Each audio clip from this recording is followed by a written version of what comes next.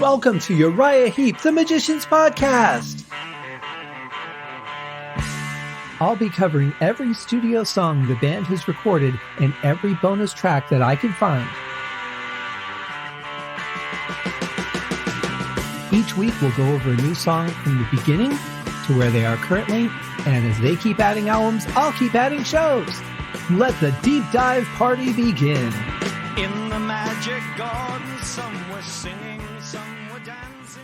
Hello and welcome to another episode of Uriah Heep, the Magician's Podcast. I am your host, Scott Haskin, here on this band-endorsed but fan-based podcast. Before we get into today's song number 7 from Chaos and Color, the song is called Golden Light. I just want to give a little bit of a shout out to a group I just came in contact with. They reached out to me. Very, very cool people, I have to say. We're talking about the Friends of Uriah Heep group on Facebook. They are growing quickly. They're pretty new. Got a couple thousand members already. Go check them out. There's also a couple other Uriah Heep groups on Facebook. I don't know. Well, there's really no groups as far as I know on Instagram, but there is the Uriah Heep official page. And of course, there's the official page on Facebook as well. But there's a couple of really cool, very active groups. There's also some pages for some of the individual members like Peter Golby, Lee Kerslake, Ken Hensley, a lot of that. So go search those out on Facebook. There's a lot of cool people in those groups. And now we move on to our song of the day. Like I said, this is song number 7 from Chaos and Color, the brand new album from Uriah Heep, Golden Light.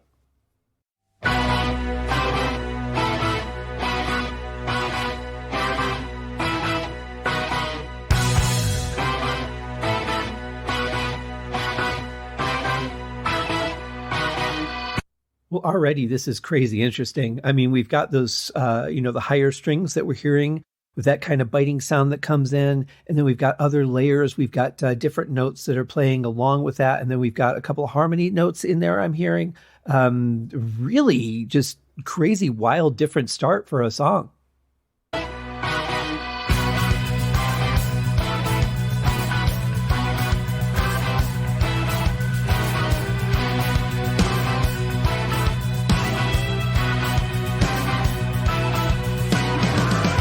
Really unexpected drum intro there. I have to say, I really like this pattern against it. It's like, it's 4/4, but it's like triplets over a 4/4, like 1 and a 2 and a 3 and a 4 and a, instead of 1 and 2 and, or 1 and a 2 and. If you're a drummer, you probably know that. But really cool, unexpected, very interesting. The song is full of surprises, 27 seconds in.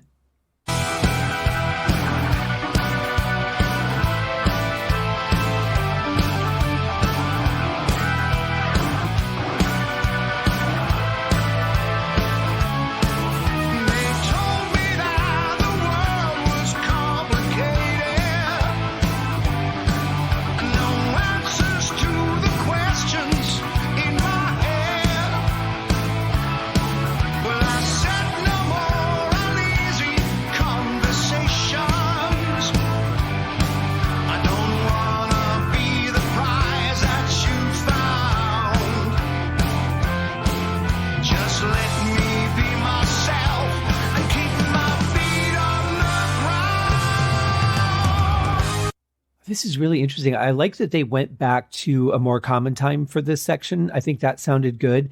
It's kind of upbeat and catchy, but it also, but not in that, pop boy band way. It feels like catchy rock, which is really nice. And I like the feel. It's almost got a little bit of a dark overtone to it. There was another song I was gonna try and compare it to earlier, and I've lost the plot of that.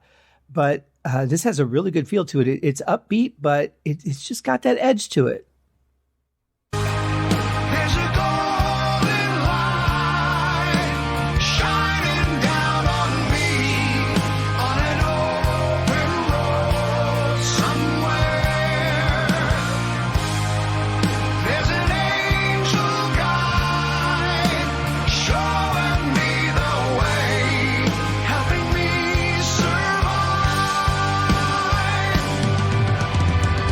Some really nice drumming from Russell on this one too. I love those fills, especially that last one.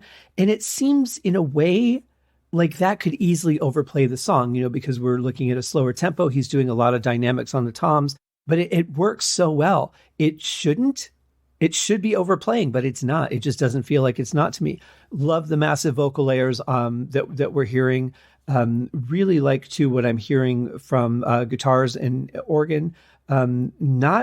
Not playing over the song again, like really keeping it in a good, simple context and giving those vocals a room to shine through. They're doing such a great job on this album with that. Really cool feel though. I love the strong Hammond sound. I like that we're still getting that distortion coming in with mixed guitar on my left ear and a little more of the organ on the right. But in any case, like the sound is really full. And, I mean, looking at it, it is literally like the waveform is literally a brick wall. It is absolutely packed from top to bottom. Could not squeeze another bit of volume out of any of this, but I don't feel like we're losing anything because of it. The mix is really good.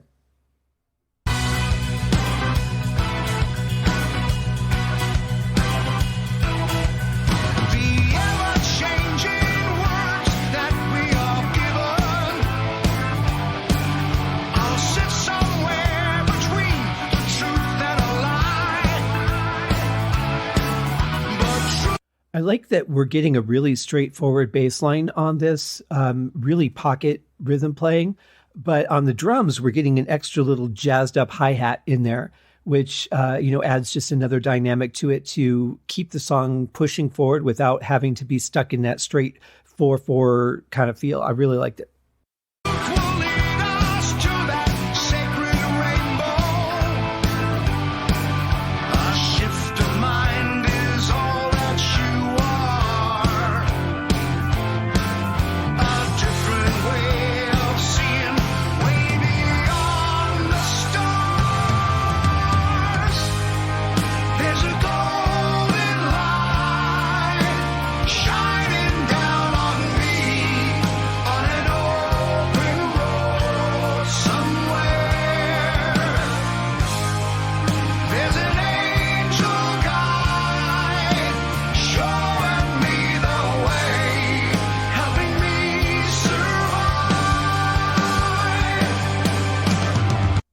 Those of you who have been listening to the show for a while, you've probably heard me talk about these moments that this band is so good at creating, where you kind of just feel this amazing unity of not even just the musicians on the stage, but imagining the audience and the technicians and the security, like everybody's just in this one moment together, and they could all just be swaying back and forth or arm in arm or just sharing a magical moment.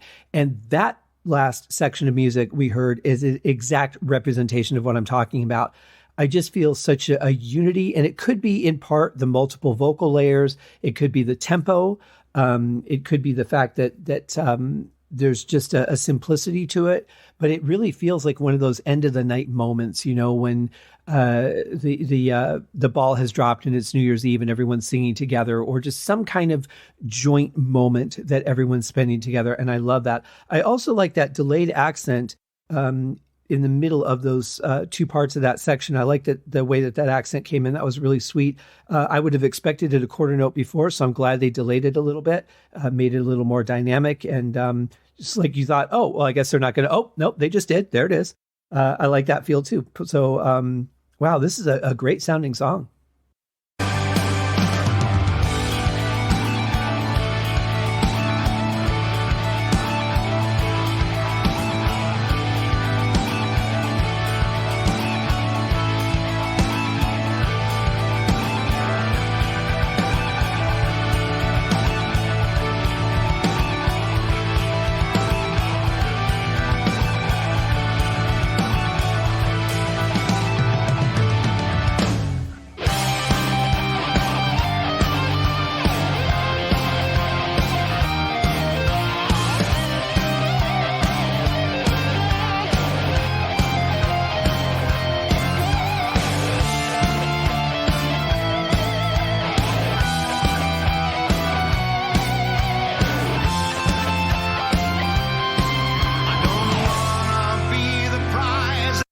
Okay, there was a lot that just happened.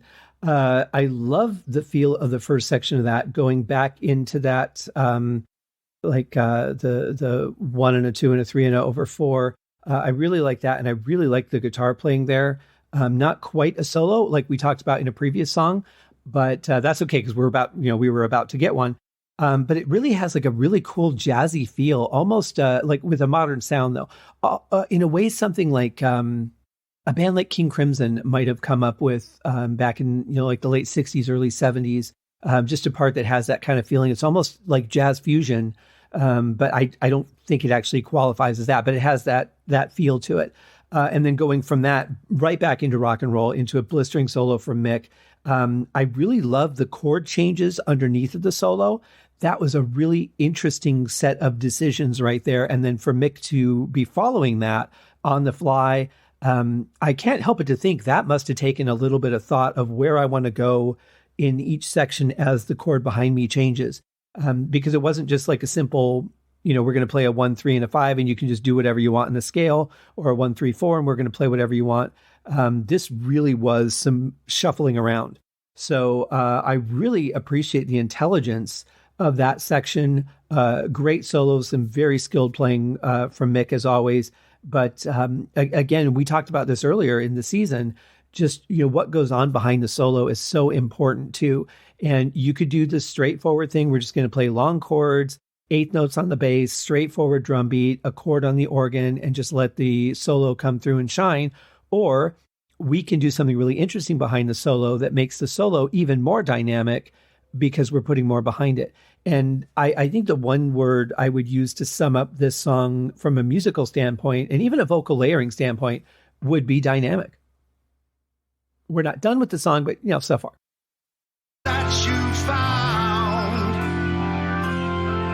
Just let me be myself and keep my feet on the ground.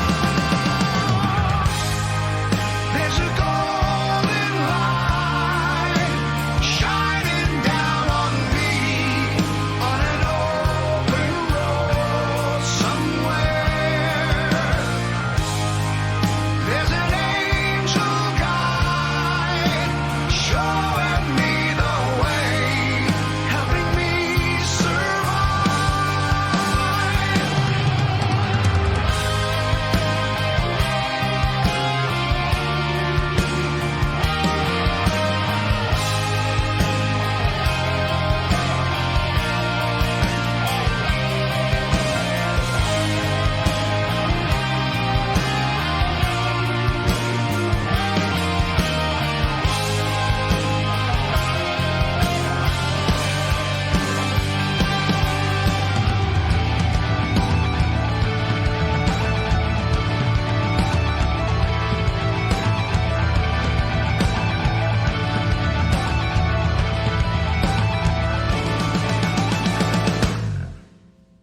I love those sections where, we've talked about like whether it's a solo or not, but it's really not, because it's really just Mick playing a melody that's different from the rest of the song. And I really like that. I like when he plays with that emotion, when he's basically taking over for Bernie and giving Bernie a rest and then carrying the emotion over with the guitar. I think that is such a powerful thing. And the way that Mick always does it, just the way that he plays brings it out every time for me. He's such a craftsman at that. I like the way that it went back into that faster, jazzier part at the end. I realize what that reminds me of. That's almost like something Cirque du Soleil would do. I'm thinking of a piece like Mystère, where they have those kind of parts in them, and especially one that would end on a harsh note, but that's so that the audience knows that scene is over and they can clap as the next scene is being prepared. But in this case, it rolled from one thing into another, except for the way that it ended. But I really do like that part. It really just goes to show the skill and how much energy and fire these guys still have in them. And I love that, 25 albums, and it feels like they're a brand new band just coming out of the gate with something to prove. As far as I'm concerned, they don't have anything to prove, but there's always that criticism that you get, especially these days with the internet and all. So I think it's a fantastic song. I really dig it. It's something that's very different. It's unique. It's got a lot of interesting and unexpected changes. It's got parts in there that I wouldn't have thought of an ending like that for Uriah Heep, for example. It just that kind of section would not have occurred to me. So for them to have brought that in, I think that's really cool. The whole song, I mean, just even from the way it started right off the bat, I was like, okay, wow, this is different, and then the second section came in. I'm like, okay, wow, this is different, and it just, it went on through the song, of course, until you get used to the, what the different patterns are that are going to repeat in the song. But this is another one from Mick and Phil. And I have to say, again, I don't know what the original idea was that was brought to the band. I can only go by the end result of everybody's, personal stamp on it. But I have to say, I think it sounds absolutely fantastic. Some of the best playing from Russell on this album so far. Really cool. I like those little just ghost notes that we were hearing during that last section. Really creative song. And it definitely has its place on the album, and I'm glad they did it. So that's another thumbs up for me. What am I up to? This is song 7, so that's got to be 14 thumbs up for the album so far. Have not done anything that I've been unhappy with yet. The most nitpicky things that I've said throughout these episodes so far, I want a little more bass in the mix, or I want a little less cymbals, and that's really been the biggest critique, which is nothing, because that's really to taste anyway. So, great music. Bernie sounds great on this song too. I love the layering. I love the energy of it. It's just something really, really different and unexpected. So, another great job, guys. We will see you in our next episode for another song as we continue through the reviews of the new Uriah Heep album, Chaos in Color. Cheers. Thank you for joining me on this episode of Uriah Heep, the Magicians Podcast. If you have enjoyed this show, please consider going over to Apple Podcasts or your favorite podcast outlet, leaving a rating or a review. Be sure to subscribe to make sure that you are notified when new episodes are available. Please be sure to share this podcast with your fellow Uriah Heep enthusiasts and anyone who you think would like Uriah Heep, which should be everyone.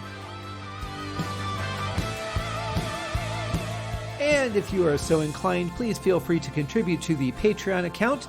And if you are not a Patreon subscriber, you can also pay through the PayPal link on the website listed in the show links below. I would also like to thank Uriah Heep for their very generous support of the show. And thank you guys for listening. We'll see you in the next episode. Happy days!